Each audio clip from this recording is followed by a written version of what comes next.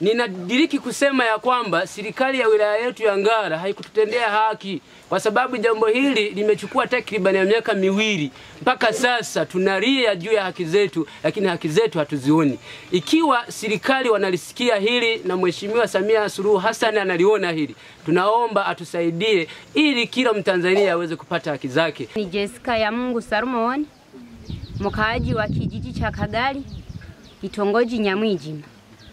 Mimi nina shida moja tu. Wenye miradi wa NERESAP wametuvamia kwa maji. Mazao yetu yakateketezwa. Mashamba yetu wameona tu kimbiza eti tutoke. Sasa tunaenda wapi? Sisi tuna watoto ambao wanasoma shule ya msingi. Tuna ujukuu. Hatuna chakula cha kufanya nini? Cha kuwapakulia. Sasa mnatuweka wapi? Sisiria Jonathan. Mimi shamba langu yote wameipeleka. Kwa hiyo mimi sina shamba lolote lile. Baba alikufa. Mama alishaenda kwao. Mimi nilibaki peke yangu. Sasa nitalima wapi? Naomba mnisaidie. Naitwa Pisioza Leonidas, mkazi wa kijiji cha Kagali, kitongoji cha Nyamwijima. Sasa serikali yetu tumeona kwamba serikali imetufukuza kwa sababu maeneo tulikuwa tunalima wameyachukua yote. Hatuna eneo lingine wala hatuna pa kuelekea. Samia tuangalie kwa makini. Asipotuangalia kwa makini, jameni, tutaenda wapi? Tuna watoto wanasoma. Mtoto akienda shuleni ngweta avae kiatu.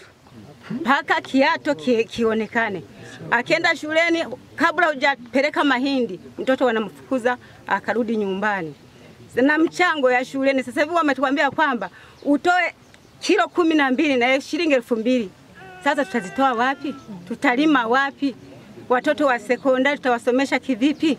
Na hili tuna wajukuu, mimi na wajukuu 3. Kwa mjukuu nitamlisha nini?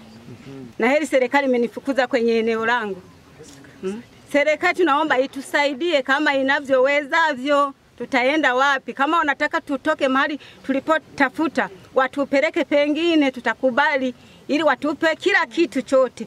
Kama ni nyumba watujengee, kama ni msaada yoyote watupe kama wakimbizi. Wametaka tu wakimbizi.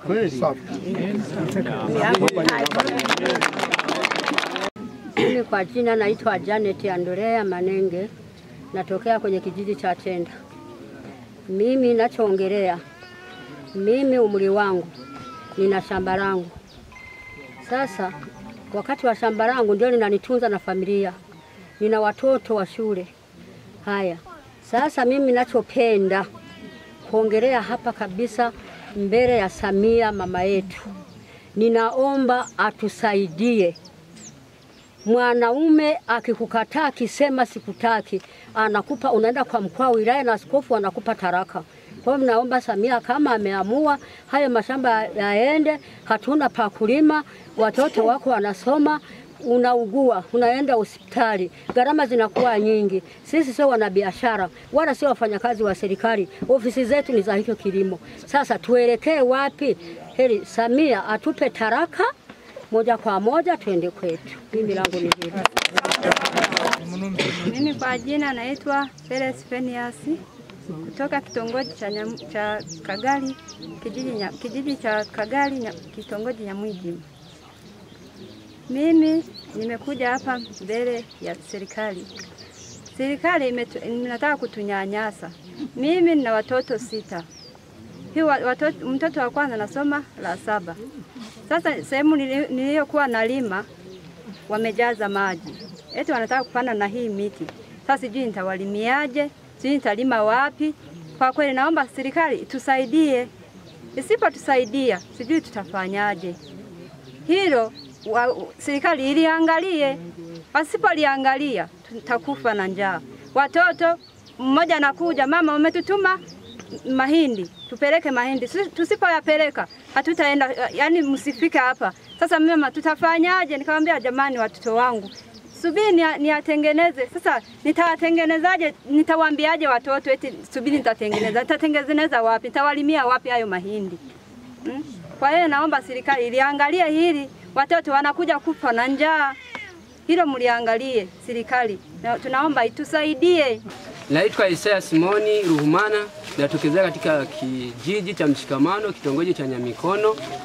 Nimefika hapa kupaza sauti yangu katika uongozi wa serikali kuu na serikali nyingine ambazo zina uwezo wa kusikiliza shida zetu na kusikiliza maoni yetu.